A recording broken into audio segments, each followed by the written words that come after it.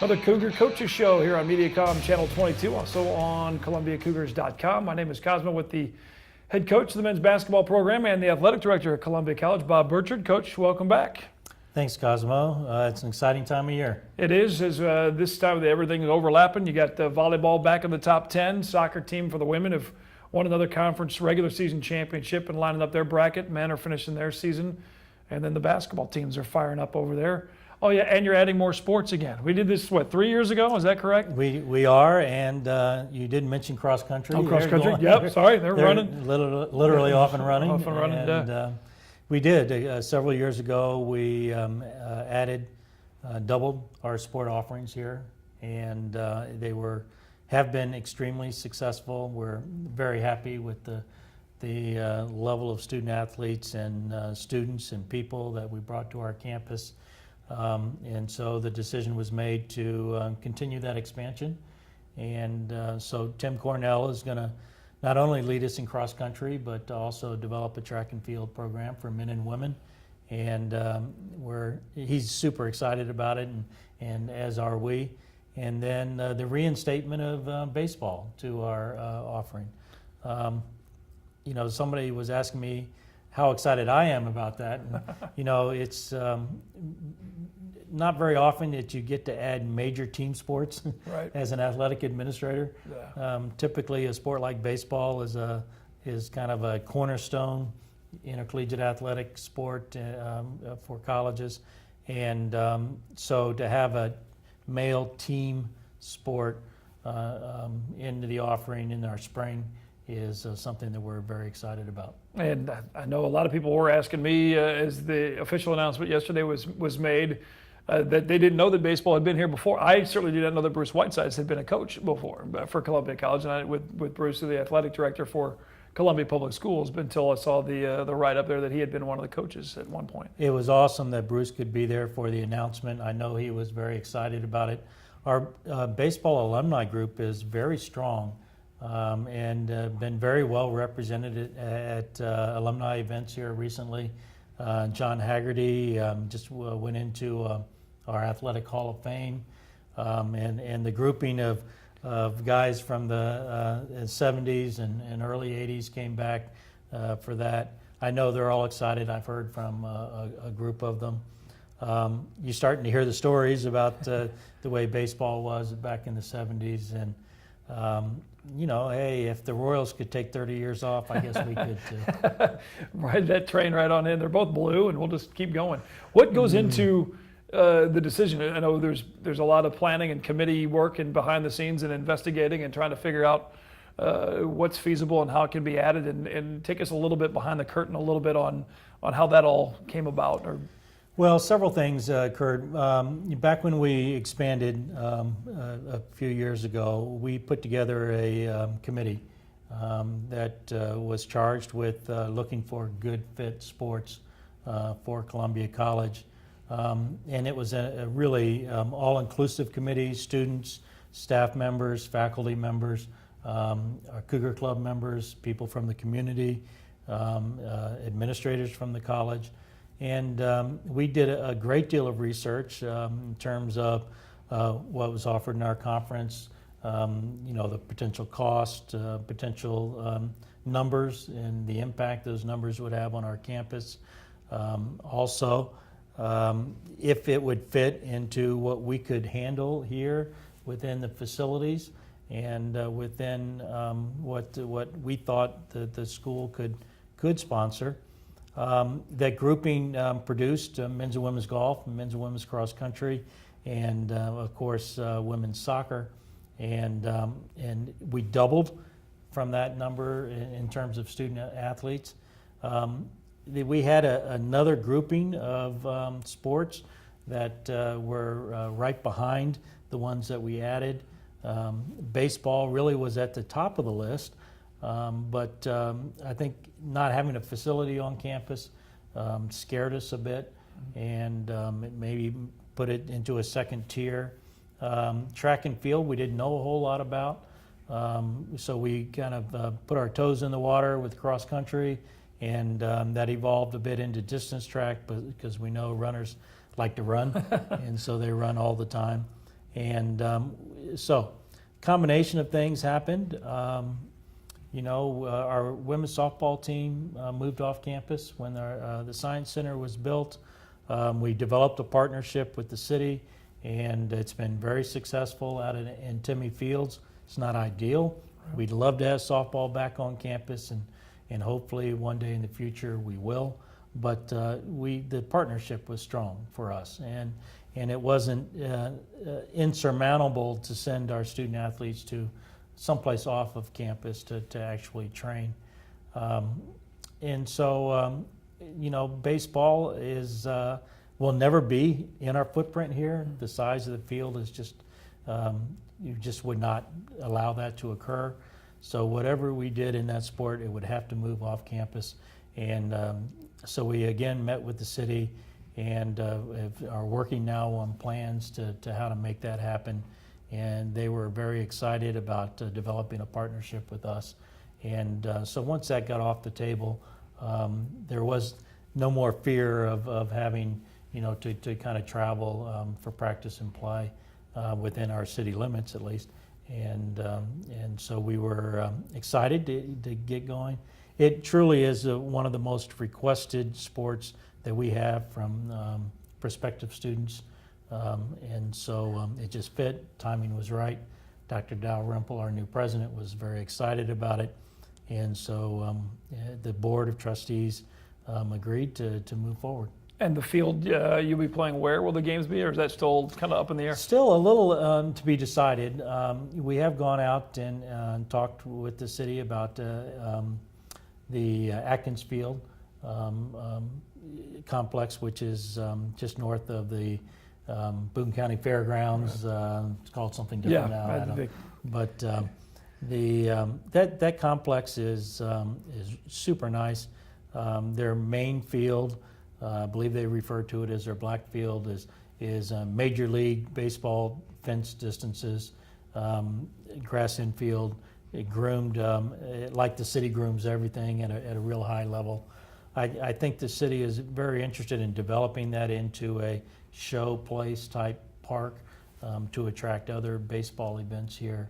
And so that's probably the first opportunity to partner up would be at a complex like that. And what about for track and field? That was something else that was asked of me, and I said, that's a good question. I don't know, there's not really a specific field, and you have different athletes, different events.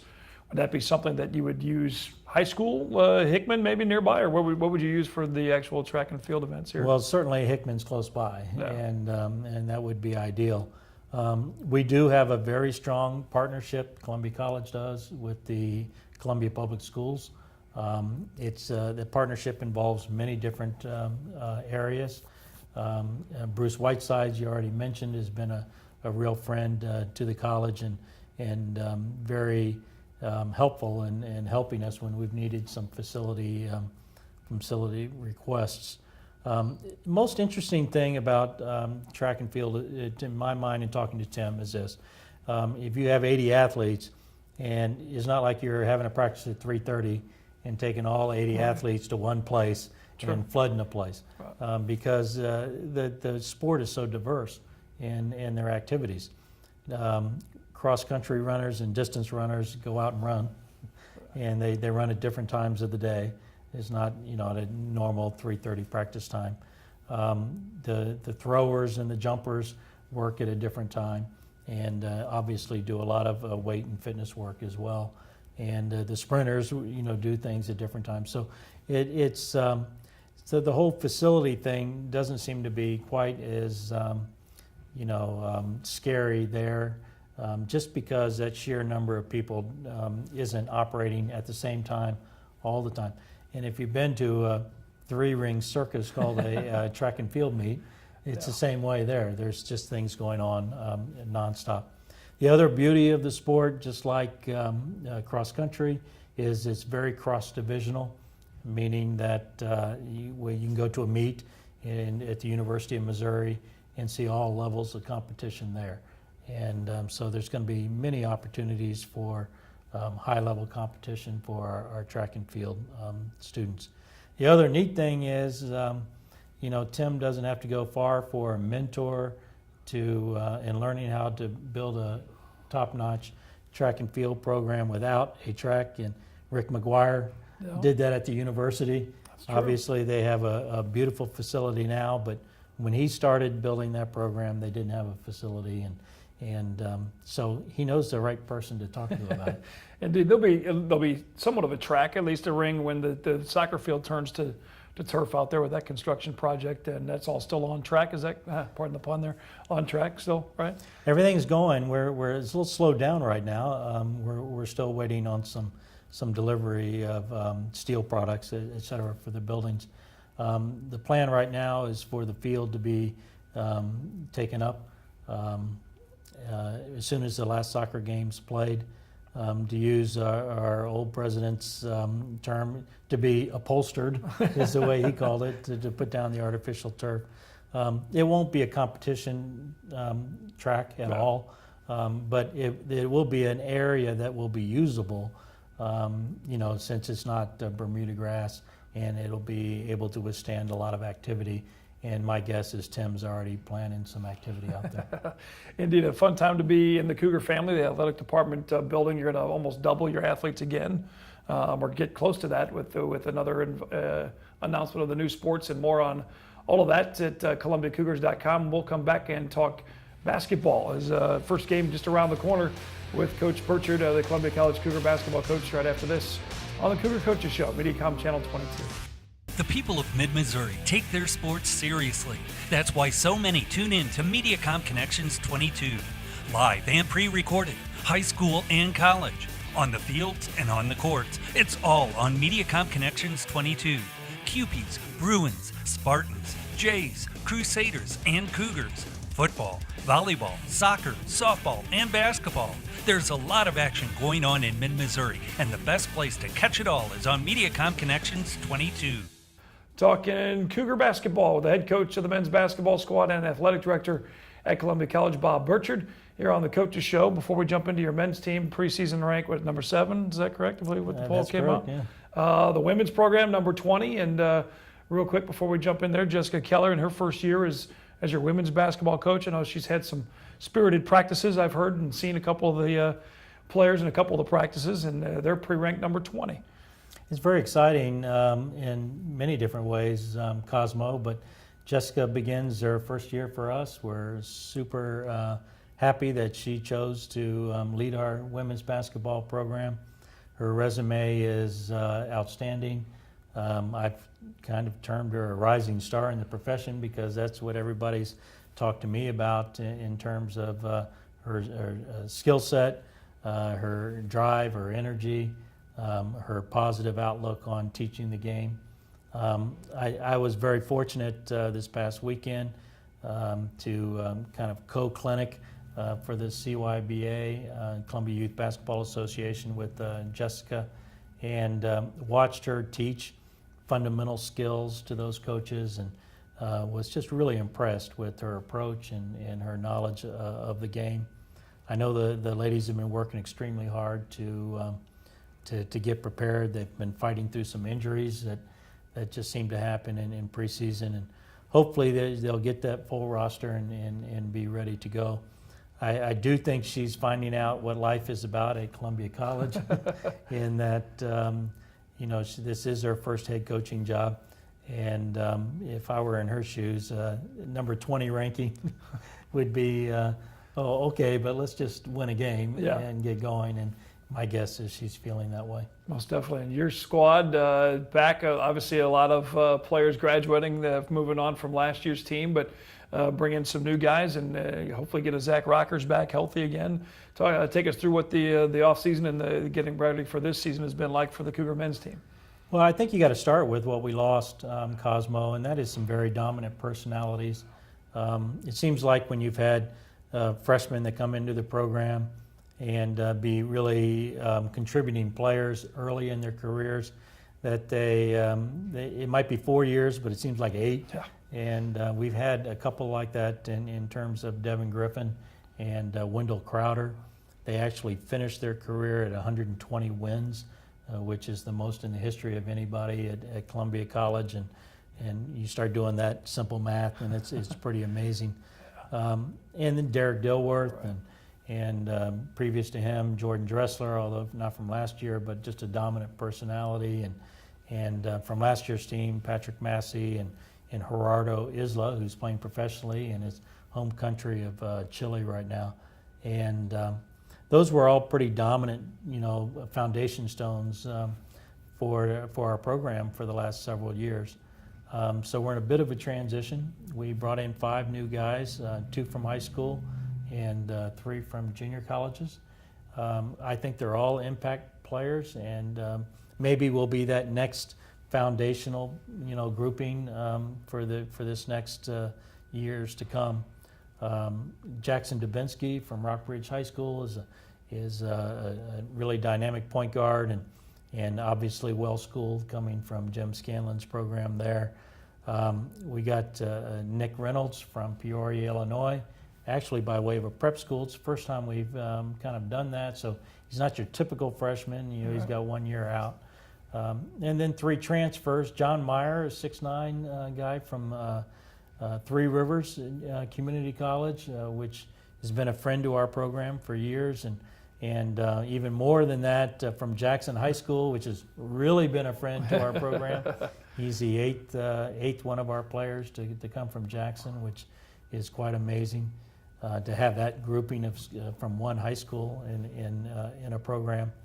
2 transfers from Shawnee Community College in Illinois, one by way of Chicago Simeon, a really storied program in Illinois high school, and then the other from Little Rock Hall, which is another storied program in Arkansas high school history. So we feel like we've got a group of new guys that are used to being successful.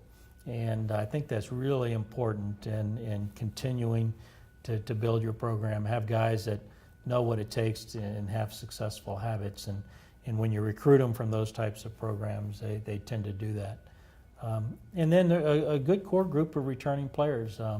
Chantel Stansel is a junior and has really picked his game up. I think taken a huge step from his sophomore to junior year. Travis Vogt has made a very similar step. He got limited playing time last year, but is really stepped up his game and as a sophomore. Tanner Sutton is another one of those guys that it's his senior year, but it seems like he's been here for an awful long time. And then Malik Ray is a sophomore, a very athletic insider. Jeremy Nolan is a senior insider for us and has a super mature approach to the game.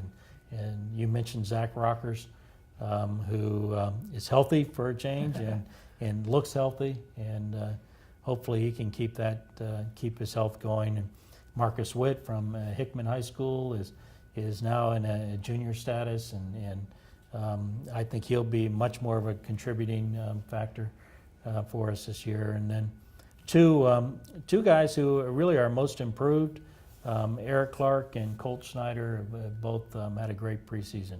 So we have a nice, strong group of returners. I think we have some successful new guys. It's going to be up to us now to try to figure out how to put that 14 together. Tanner Sutton helping with the one of the volleyball matches, I know, and said something. It was second practice, maybe third practice, something. I just asked, "How's it going so far?" He's like, "I can't believe I'm a senior. I can only imagine how the seniors were frustrated with me trying to learn the system and all the ins and outs." And he said he'd catch himself from being frustrated to realizing, okay, I'm a leader, I'm a senior on this team, and I've earned that spot. And now it's time to teach these new guys and get them up to speed as quick as possible.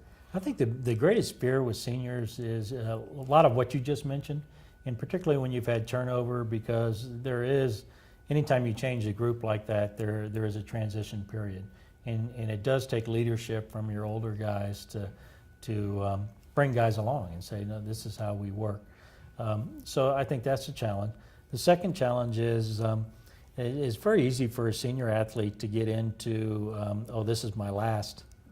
And then they start just this laundry list of things. Oh, that's my last preseason condition. Yeah. Oh, that's my last, et cetera, et cetera. Right. And I really work hard with all of them and at least try to get it in their head to just live in the moment, enjoy every practice, and don't start checking them off because time goes fast enough without doing that. And hopefully that their senior year will be a joyful one. Well, the ball will be in the air. Tip-off for both the men and women next week. Home games abound, and more of the whole schedule for the games for the Cougars online, ColumbiaCougars.com. Get out to Southwell Complex and watch some basketball. Volleyball will be playing some tournament games. Hopefully here a few at home. Soccer, the same thing. Women have the number 1 seed in the bracket. Men's bracket still to be kind of decided. And then before we know it, we'll be throwing out first pitches and have baseball and track and field and you name it. Bob, it's an exciting time to be in the Cougar family, and I know it was exciting for you to be able to make that announcement yesterday. Thanks, Cosmo. It is a great time to be here at Columbia College. All right, thanks, Coach Bob Burchard. You've been watching the Cougar Coaches Show here on MediaCom Channel 22.